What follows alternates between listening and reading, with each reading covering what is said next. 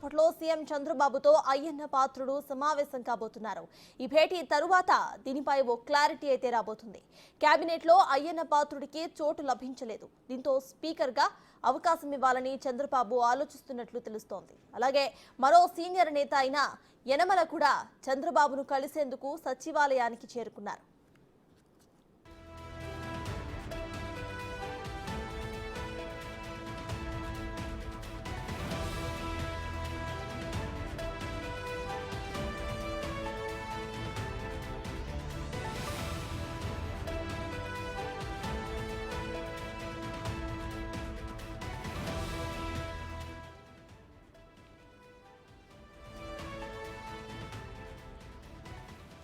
Speaker రేసులో పలువురు TDP seniors పేర్లు వినిపిస్తున్నాయి. ఇన్నాళ్ళు రఘురామకృష్ణంరాజు పేరు తెరపై ఉండగా అయ్యన్న పాత్రుడు, మండలి బుద్ధా ప్రసాద్, కళా వెంకట్రావు కూడా ఇప్పుడు తెరపైకి వచ్చారు. అయ్యన్న పాత్రుడిని చంద్రబాబు ప్రత్యేకంగా పిలవడంతో స్పీకర్ రేసులో ఉన్నారనే చర్చ మొదలైంది.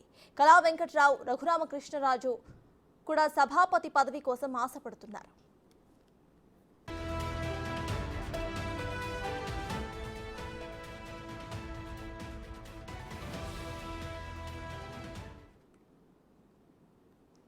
ఇప్పటికే విషయంపై పూర్తి డీటెయిల్స్ మా ప్రతినిధి శివ అందిస్తారు. శివ, చెప్పండి, ఇటు అయ్యన్న పాత్రుడికి మల్లికార్జున్ చెప్పండి, ఇటు అయ్యన్న పాత్రుడికి సభాపతి పదవి ఇచ్చే అవకాశాలు ఎక్కువగా ఉన్నట్టు తెలుస్తోంది. సో ప్రెసెంట్ అప్డేట్స్ ఏంటి?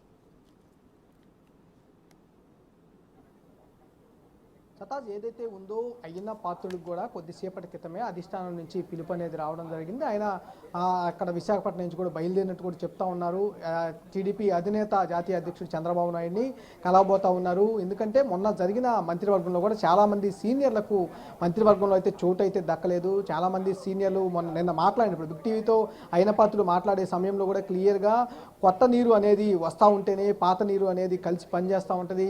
మేము మొదటిగా 25 సంవత్సరాలకే నేను మంత్రి పదవి అనేది నేను తీసుకోగలిగాను. అప్పుడు అలాగా యువతకి ప్రాధాన్యత ఇవ్వటం వల్ల ఈరోజు మేము సీనియర్ మంత్రులుగా కూడా కొనసాగిన పరిస్థితి.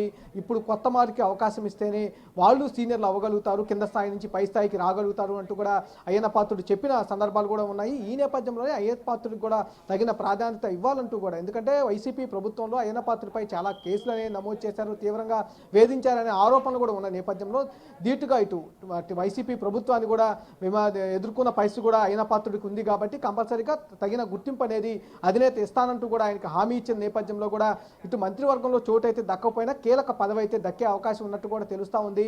స్పీకర్ పదవి అనేది కీలకంగా ఉండబోతా ఉంది శాసనసభలో కాబట్టి అలాంటి పదవి అనేది ఇవ్వబోతున్నారంటూ కూడా ఒక చర్చ అయితే నడుస్తున్న పరిస్థితి కనిపిస్తూ ఉంది.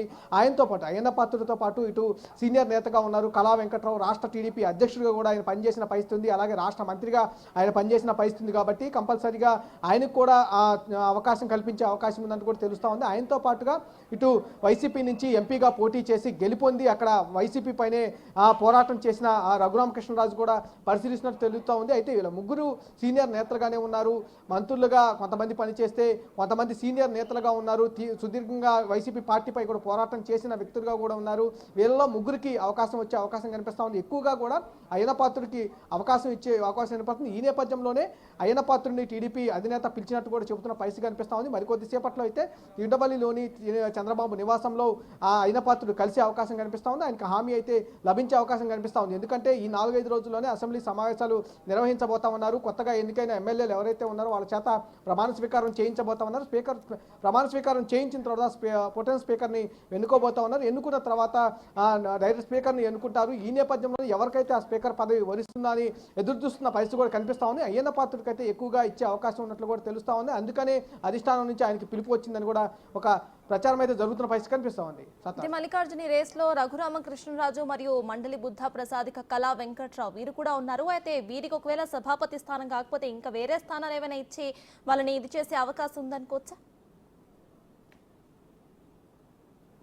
మండలి బుద్ధప్రసాద్ జనసేన నుంచి ప్రాతినిధ్యం అయితే వహిస్తూ ఉన్నారు. అటు మండల్లో కూడా ఆయన డిప్యూటీ ఉపసభాపతికి కూడా పనిచేసిన పరిస్థితి కూడా ఉంది. మండల్లో ఆయన టీడీపీ నుంచి కూడా అయితే ఈ పొత్తుకు సంబంధించి టీడీపీ నుంచి అక్కడ మొదటగా అవనగడ్డ నుంచి సీటు ఆశించి భంగపడ్డారు. ఎందుకంటే అది జనసేనకు కేటాయించిన సీటు కాబట్టి ఆయన టీడీపీ నుంచి జనసేనకు కూడా వెళ్ళడం జరిగింది. జనసేన నుంచి టికెట్ ఖరారు చేసుకొని పోటీ చేసి ఎమ్మెల్యే కూడా గెలుపొందిన పరిస్థితి కూడా ఉంది. మంత్రి వర్గంలో కూడా చోటు వస్తున్నట్టు కూడా భారీ స్థాయిలో ప్రచారం అయితే జరిగినప్పటికీ కూడా ఇటు ముగ్గురు అయితే ప్రమాణ స్వీకారం చేయడం జరిగింది. పవన్ కళ్యాణ్ అట్లా అలాగే దుర్గేష్తో పాటు మనోహర్ కూడా ప్రమాణ స్వీకారం చేయడం జరిగింది. కానీ ఈ నేపథ్యంలో తనకి గుర్తింపు అనేది కంపల్సరీగా పార్టీ ఇస్తుందని ఆశాభావం వ్యక్తం చేసిన పరిస్థితి కూడా కనిపిస్తూ ఉంది. స్పీకర్ రేసులో అయితే ఆయన లేరని చెప్పుకోవచ్చు. ఎందుకంటే ముగ్గురిని ప్రధానంగా టీడీపీ ఆలోచిస్తున్న